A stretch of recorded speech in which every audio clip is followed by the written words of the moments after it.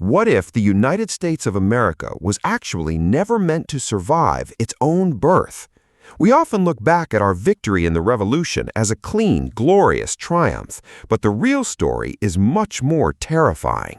Our fledgling nation was on the absolute brink of self-destruction before the ink on the peace treaty even dried.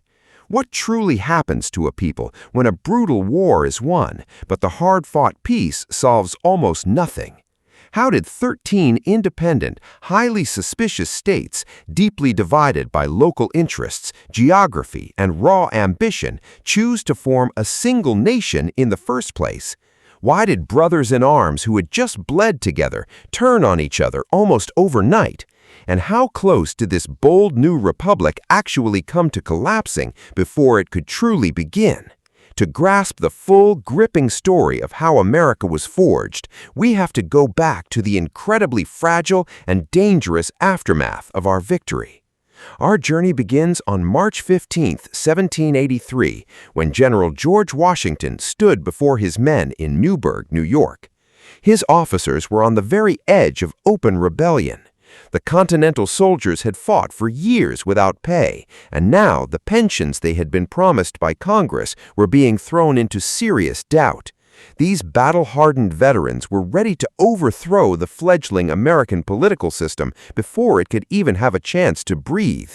Yet Washington stepped forward and appealed directly to their sense of honor and deep-rooted patriotism, begging them to place their trust in the fragile new government that the Revolution had only recently established. Yet his written words alone were not enough to calm the rising anger in the room. It was only when Washington took out a letter to read and, visibly struggling with the text, paused to put on his spectacles that his men were truly moved. He quietly confessed, "Gentlemen, you must pardon me. I have grown not only gray, but almost blind in the service of my country." This deeply personal, vulnerable moment did far more than any political speech could.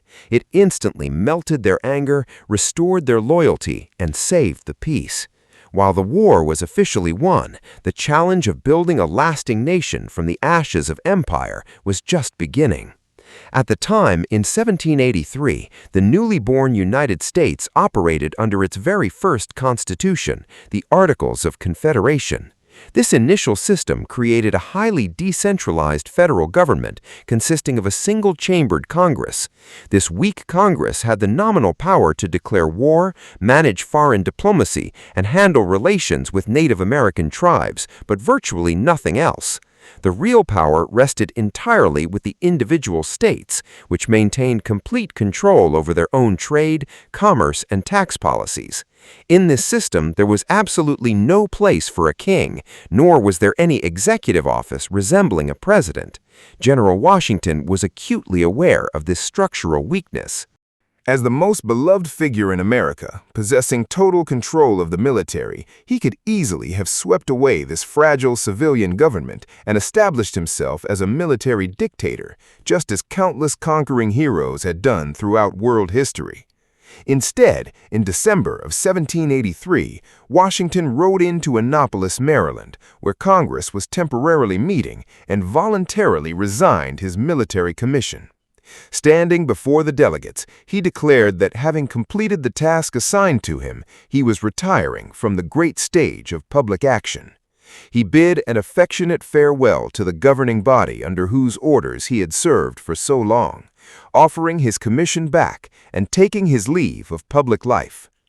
This highly symbolic, unprecedented act established the crucial American principle of military subordination to civilian authority. In delivering Congress's official reply, Thomas Jefferson expressed the nation's profound gratitude, praising Washington for his wisdom and fortitude, and for always respecting the supremacy of civil power through every disaster and change. But as the great general rode home to Mount Vernon, the immense responsibility of keeping the country together fell squarely into the hands of a weak and divided Congress.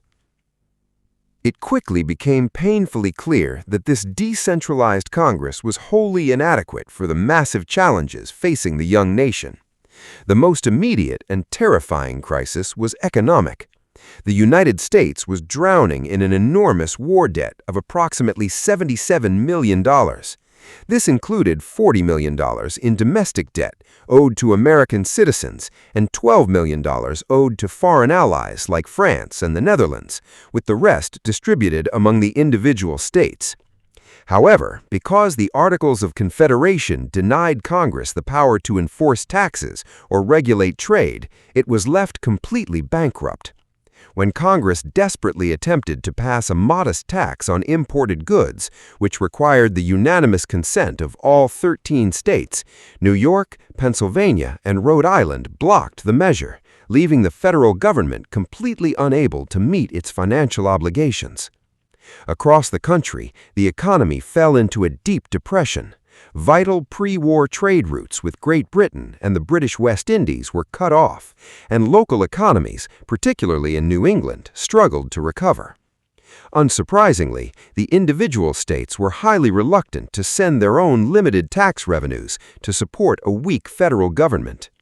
At the same time, America faced immense pressure from foreign powers.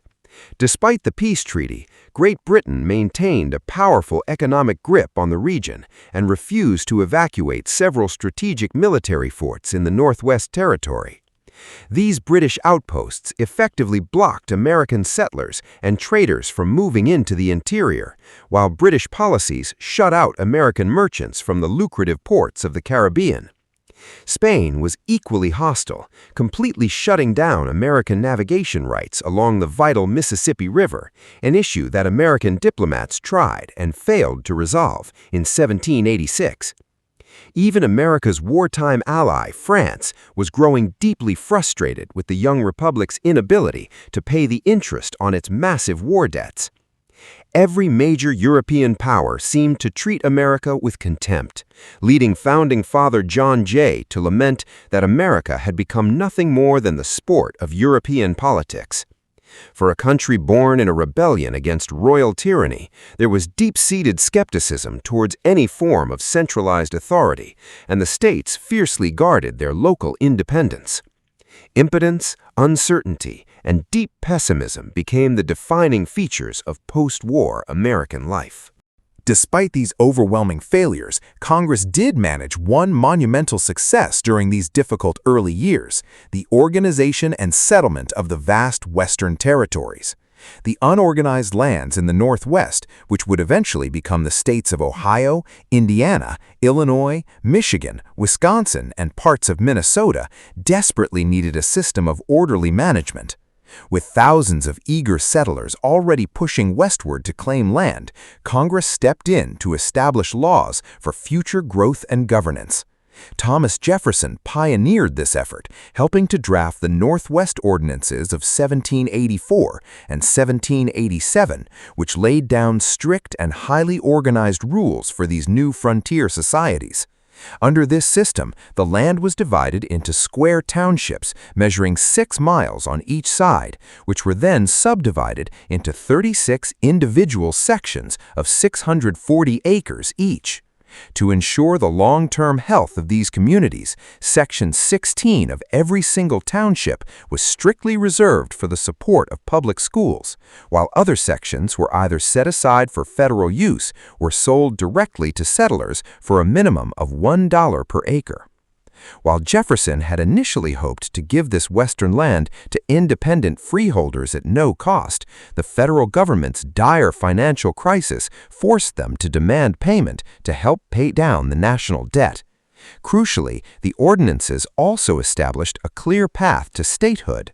New territories would initially be governed by a federally appointed governor until their population grew large enough to apply for full statehood. Once admitted, these new states would enter the Union on completely equal terms with the original 13 states, possessing their own elected governments and full sovereign rights. In an era marked by constant federal weakness, the Northwest Ordinances stood out as a rare and brilliant success, proving that when Congress was actually given the proper authority, it could deliver lasting solutions for the nation's future. However, for the time being, the states were largely left to deal with their own internal crises. A prime example of this occurred in March of 1785 when Maryland and Virginia bypassed Congress entirely to hold the Mount Vernon Conference, successfully resolving a long-standing dispute on navigation rights on the Potomac River. This highly successful exercise in interstate cooperation deeply impressed national leaders like James Madison. He saw in it a powerful model for how states could work together directly to handle matters of trade, commerce, and taxation. Seeking to expand this concept, a national convention was called in Annapolis, Maryland, in September of 1786 to discuss giving Congress broader powers over economic affairs. Unfortunately, the meeting was a failure as delegates from only 5 states managed to attend on time. This lack of participation forced Madison and Hamilton to call for a much larger convention to meet in Philadelphia the following spring. At the very same time, a terrifying crisis was unfolding in western Massachusetts. Farmers and Revolutionary War veterans drowning in high taxes, a crushing economic depression, and aggressive foreclosures on their properties took up arms against the state government. This uprising, known as Shays Rebellion and led by veteran Daniel Shays, proved beyond a shadow of a doubt that the Articles of Confederation were completely unworkable. Common citizens were rising in open revolt, and the federal government possessed absolutely no military power or resources to help the state restore order. Although a privately funded state militia eventually crushed the rebellion by February of 1787, the crisis shattered any remaining confidence in the Articles of Confederation. It became clear to everyone that radical reform was desperately needed before the entire Union collapsed into anarchy. It was under the shadow of this widespread panic that 55 delegates gathered in Philadelphia in May of 1787 for the Constitutional Convention. Among them were some of the most brilliant minds of the era, including James Madison, Alexander Hamilton, Benjamin Franklin, and George Washington, whose presence alone lent immense legitimacy to the proceedings. Over the course of 4 intense summer months, these men debated, argued, and eventually hammered out a completely new blueprint for the American government. The convention faced a series of monumental challenges. They had to design a federal government strong enough to manage the nation's finances and maintain internal order, yet limited enough to prevent the rise of a new tyranny. They had to negotiate the delicate balance of power between the federal government and the individual states. The most contentious debate arose over the structure of the legislature. Smaller states, led by New Jersey, demanded a system of equal representation for every state, while larger states, led by Virginia, insisted that representation must be based entirely on population. To break this dangerous deadlock, the delegates agreed to the Great Compromise, which established a 2-chambered Congress, a House of Representatives based on population, and a Senate where every state, regardless of size, received exactly 2 senators. However, the most divisive and painful compromise of the convention involved the issue of slavery. Southern states, particularly South Carolina, threatened to walk out unless their enslaved populations were counted to boost their political power. The result was the infamous 3/5 compromise, which counted 3/5 of a state's enslaved population for both taxation and representation. Despite these deep moral compromises, on September 17, 1787, 39 delegates signed the final draft of the Constitution of the United States. To become the official law of the land, the new Constitution required ratification by at least 9 of the 13 states. This sparked a fierce, highly partisan national debate that divided the country into 2 main factions: the Federalists, who supported the strong central government, and the Anti-Federalists, who deeply feared its power. Opponents argued that the Constitution took too much power away from local communities, created a massive federal tyranny, and completely lacked a clear Bill of Rights to protect individual citizens. To defend their creation and win over a highly skeptical public, Madison, Hamilton, and John Jay published a brilliant series of essays known as the Federalist Papers, which explained the intricate system of checks and balances designed to limit government overreach. Delaware was the very first state to ratify the Constitution on December 7, 1787, with Pennsylvania and New Jersey following closely behind. In Massachusetts, the endorsement of revolutionary giants like Samuel Adams and Paul Revere helped secure a narrow victory for the Federalists. By June 21, 1788, New Hampshire became the crucial ninth state to ratify, officially bringing the new government to life. Virginia, New York, and North Carolina eventually joined by the end of 1789, leaving only Rhode Island, which finally capitulated in May of 1790. With the Constitution ratified, the nation held its very first presidential election under the new electoral college system, in which state legislatures selected electors to cast votes for the presidency. There was never any doubt about who would lead. George Washington, the hero of the Revolution, was unanimously elected. On April 30, 1789, Washington was sworn in as the first president of the United States. He faced the monumental task of leading an entirely untested republic under a brand new political system. Knowing that every action would set a lasting precedent, Washington chose the humble title of Mr. President. Over more royal alternatives, he built a small, highly effective cabinet of brilliant minds, appointing Thomas Jefferson as Secretary of State, Alexander Hamilton as Secretary of the Treasury, and Henry Knox as Secretary of War. To appease the anti-Federalists and fulfill his campaign promises, Washington supported James Madison in drafting the Bill of Rights, the first 10 amendments to the Constitution, protecting fundamental freedoms like speech, religion, and the right to a fair trial, which were officially ratified in December of 1791. While the new government took shape in the East, the borders of the nation were expanding rapidly. Under Washington's watch, 3 new states were admitted to the Union: Vermont in 1791, Kentucky in 1792, and Tennessee in 1796. However, this aggressive westward expansion triggered a brutal, bloody conflict with Native American tribes in the Northwest Territory, who fought fiercely to defend their ancestral homelands. Determined to assert federal control, Washington dispatched General Josiah Harmer to lead a military campaign against the tribes in October of 1790, but Harmer's forces suffered a devastating defeat at the Battle of Kekianga. Eager to avenge this loss, Washington ordered Major General Arthur St. Clair to launch an even larger campaign. On November 4, 1791, St. Clair's army was caught in a massive, highly coordinated ambush led by the Miami war chief Little Turtle along the Wabash River. Over 600 American soldiers were slaughtered in what remains proportionally the single worst defeat the United States Army has ever suffered in its history.